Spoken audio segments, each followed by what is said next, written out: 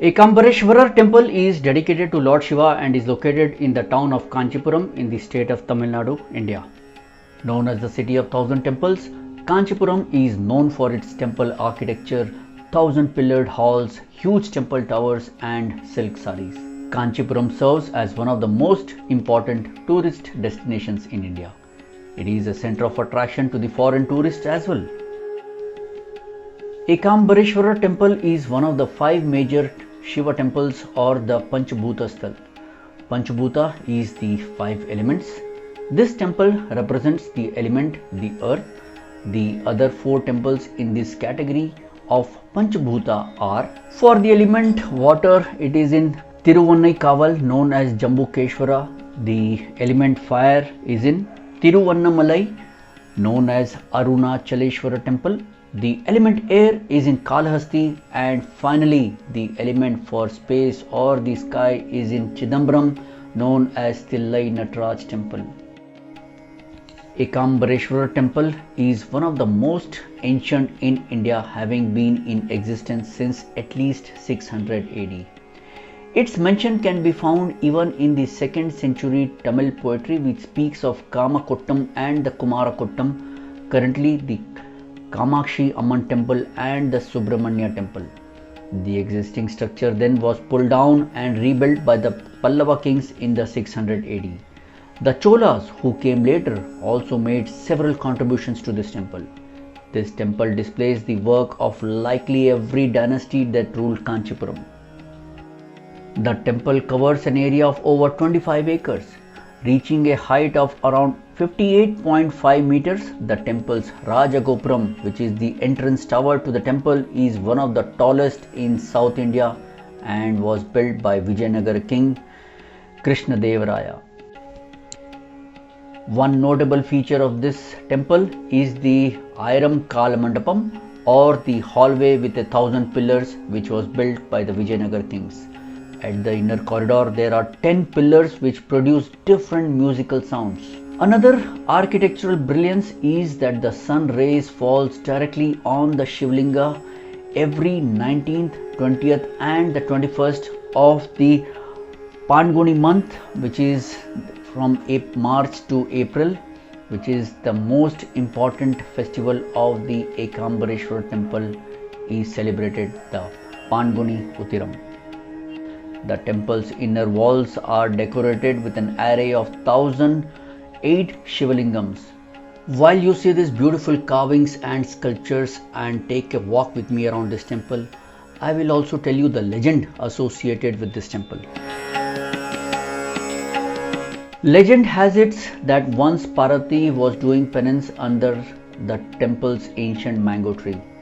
In order to test her devotion, Lord Shiva sent fire on her. Goddess Parvati prayed to her brother Lord Vishnu for help. In order to save Parvati, he took the moon from Lord Shiva's head and showed the rays, which then cooled down the tree as well as Parvati. After that, Lord Shiva again sent the river Ganga to disrupt Parvati's penance. Parvati prayed to Ganga and convinced her that both of them were sisters and so she should not harm her. Ganga did not disturb her penance after that. Then Parvati made a Shivalinga out of sand and got united with Lord Shiva. According to another legend, it is believed that Parvati worshipped Shiva in the form of a Prithvi Lingam, a lingam improvised out of sand under a mango tree. Legend has it that the neighboring Vegavati river overflowed and threatened to engulf the Shivalingam, and that Parvati or the Kamakshi embraced the lingam.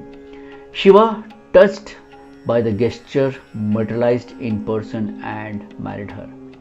In this context, he is referred to as Tazuva Kuzenathar. Pardon me for my pronunciation, but it means he who melted in her embrace in Tamil.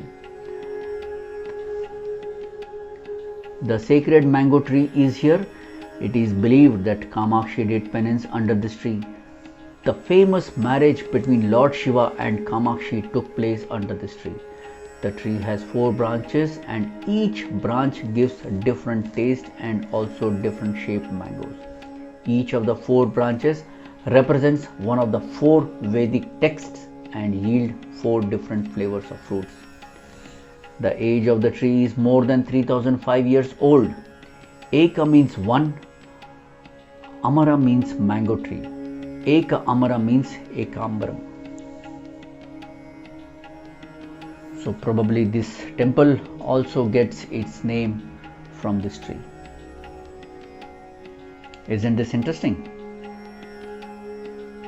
As it was late in the night and near the closing hours of the temple, we could not go near the mango tree. I would highly encourage the viewers to visit this tree during the morning or the evening hours. These are the various chariots of the gods which I believe is taken out only during the special occasion in the temple.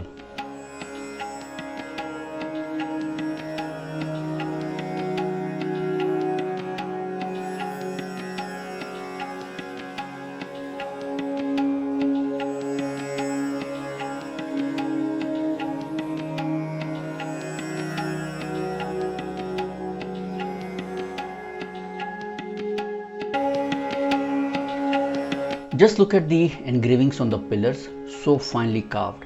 As a matter of fact, any South Indian temple you take, you will be amazed with their sculptures and carvings.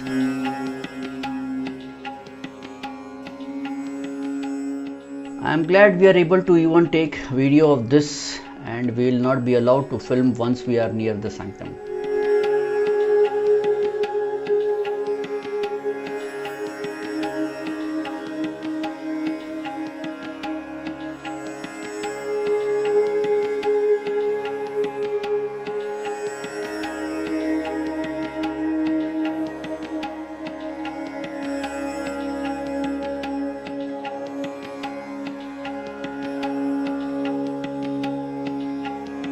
Just look at the reflections. For people who are interested in still photography, you must visit this place in the night just before the closing hours of the temple.